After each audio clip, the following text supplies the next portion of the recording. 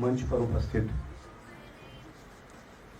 મારા માનનીય અધિક મુખ્ય સચિવ શ્રીમતી સુનૈના તોમર મેડમ, જેમના નીચે કામ કરવાનો મને 25 વર્ષ પહેલાં પણ મોકો મળ્યો હતો, અને that moment also today I also Cherish.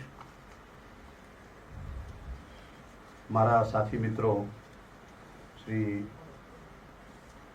સચિનભાઈ Parikh, મારા જોઈન્ટ ડાયરેક્ટર, મારા બીજા joint director Shri VR. Prajapati, મારા બેચમેટ ઇન એન્જિનિયરિંગ, મારાથી 1 વર્ષ પાછળ જુનિયર, અત્યારે તમારા પ્રિન્સિપલ એવા શ્રી પુરાણી, બધા તમામ મારા સાથી અધિકારી મિત્રો, આજે જેમનું બહુમાન કરવા આપણે મોકો મળશે મને મેડમની સાથે, એવા અમારા જ એક ફેકલ્ટી કે જે એવરેસ્ટના 3rd લેવલ સુધી જઈને પાછા આવ્યા છે, અને માઉન્ટેનિયરિંગ અને જે આપણે કહીએ કે આવી એડવેન્ચરસ એક્ટિવિટી જેમાં એમણે એમનું નામ કર્યું છે, જેનું આપણે આજે સન્માન કરવાનો મેડમની સાથે આપણને મોકો મળશે, એવા શ્રીમતી જયાલક્ષ્મી અને ઉપસ્થિત તમામ મારા ફ્રેશર્સ ફર્સ્ટ યરના સ્ટુડન્ટ્સ. અત્યારે માત્ર તમને 200 જ નહીં, પણ આની સાથે આ જ કેમ્પસમાં અહીંયા 4 જગ્યાએ વિડીયો કોન્ફરન્સથી જે સાથે ઉપસ્થિત છે એવા બીજા અન્ય 600 જેટલા અન્ય ફ્રેશર્સ મિત્રો જે VGECમાં એડમિશન લીધું છે, અને સાથે LD એન્જિનિયરિંગથી લઈને મારી તમામ એન્જિનિયરિંગ કોલેજોમાં વિડીયો કોન્ફરન્સના માધ્યમથી ત્યાંના પ્રિન્સિપલ્સ અને ત્યાંના પ્રોફેસર્સની સાથે જે જોડાયેલા છે એવા તમામ મિત્રોને હું હૃદયપૂર્વક આવકારું છું. આપણું અત્યારે જે 5000 થી 6000 વિદ્યાર્થી મિત્રોનું જે ઓગસ્ટ ગેધરિંગ છે, એની વચ્ચે ઉપસ્થિત થઈને તમારી આજની જે ઉમંગની પળો છે, એમાં 2 થી 4 વસ્તુ હું કહેવા માંગુ છું. તમે બધા છેલ્લા 12 વર્ષથી જે સતત એક એજ્યુકેશનની જર્ની લઈને આવ્યા છો, છેલ્લા 2 વર્ષ કદાચ મને લાગે છે તમે બધા મેરેથોન રીડિંગ અવર્સ આપ્યા છે તમારી જાતને. તમે લોકોએ IIT JEE, GUJCET, 12th board, આ બધી જ તૈયારીઓ કરી, પુષ્કળ મહેનત કરી.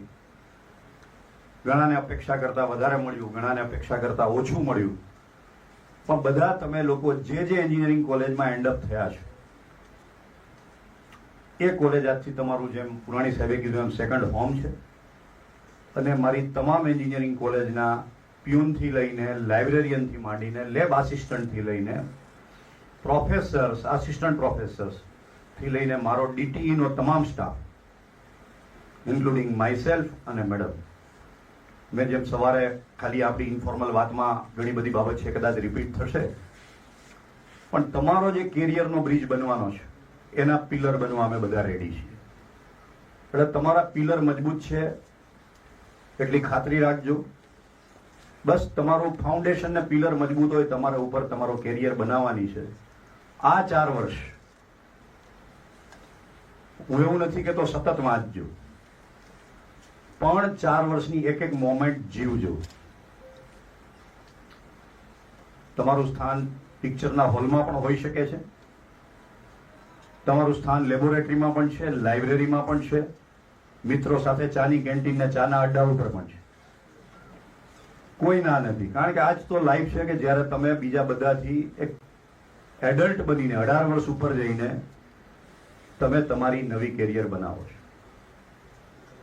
પણ 3 થી 4 બાબત યાદ રાખજો.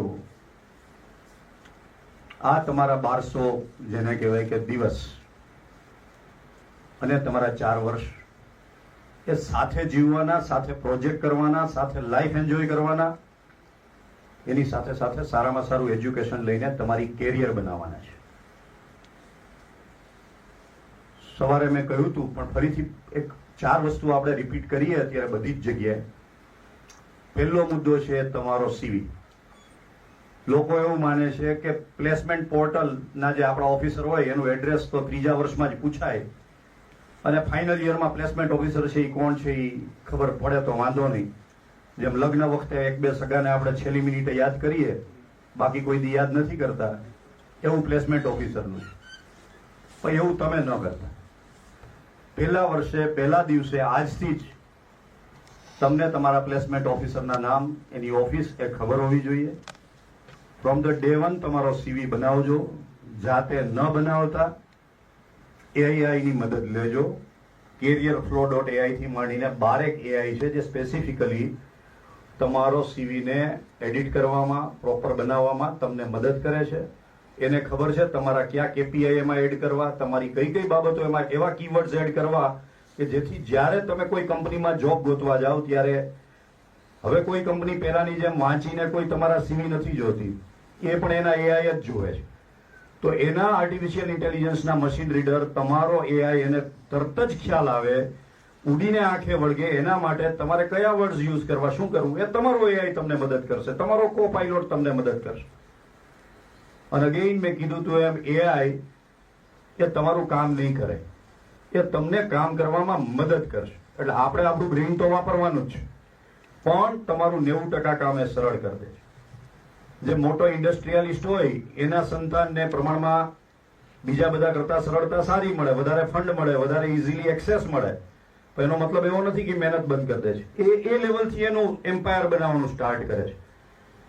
સેમ વસ્તુ અત્યારે તમારા એન્જિનિયરિંગ એજ્યુકેશનમાં આવી છે. મને યાદ છે અમે 1982-83માં હતા ત્યારે કેલ્ક્યુલેટર આવ્યું ત્યારે ઘણા પ્રોફેસરો વિરોધ કરતા કે ભાઈ કેલ્ક્યુલેટર આવશે તો મેથ્સ બગડી જશે, ઘડિયા બગડી જશે, નહીં આવડે.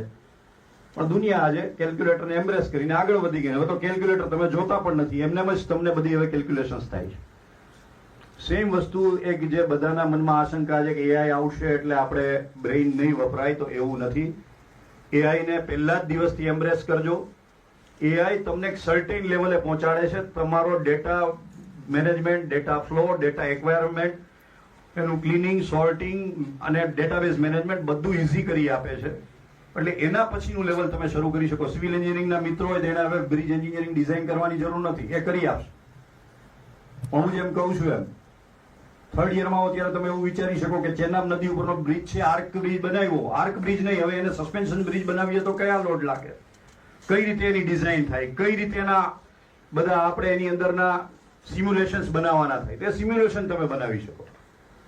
બિલીવ મી, અત્યારે 6000 થી વધારે AI છે સબ્જેક્ટ સ્પેસિફિક, અને એવરી ડે 50 to 100 નવી AI એડ થઈ રહી છે.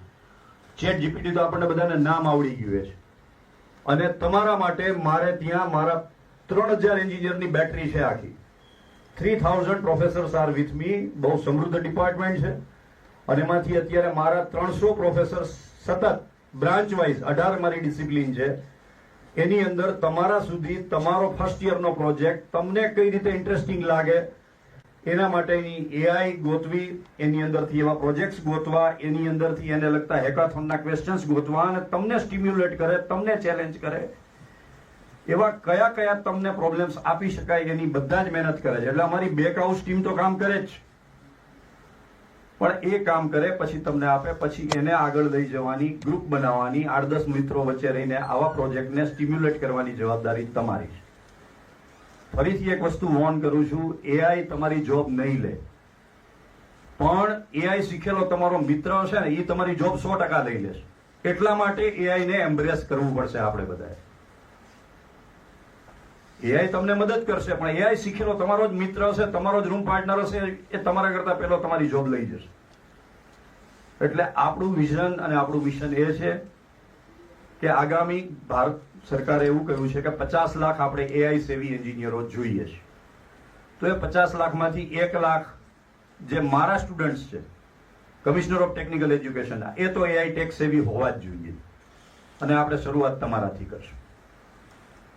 એટલે પહેલો પ્રશ્ન છે તમારો CV. બીજો સેમ છે એ લાઇબ્રેરી. અમે બધા હજી બી જ્યારે અમારા એસોસિએશનની 10 વર્ષે, 20 વર્ષે, 25 વર્ષે બધા એલ્યુમનાઈની મીટ થાય એટલે દિવસો તો યાદ કરે જ બધા, પણ એમાં સૌથી વધુ અગત્યનો દિવસ હોય તો અમે જ્યારે બરોડામાં ભણતા હતા ત્યારે હંસા મહેતા લાઇબ્રેરી, એ યાદ કરીએ. સવારના 6 વાગે ખુલે, એ વખતે રાત્રે 12 વાગે બંધ થતી હતી. એ time that is the one of the most, જેને કહેવાય કે ચેરિશ મોમેન્ટ્સ ફોર અસ, કે રાતના 12 વાગે 1 વાગે ઘરે પાછા આવીએ. હું ઈચ્છું એવી મોમેન્ટ્સ તમારી પણ લાઈફમાં આવે.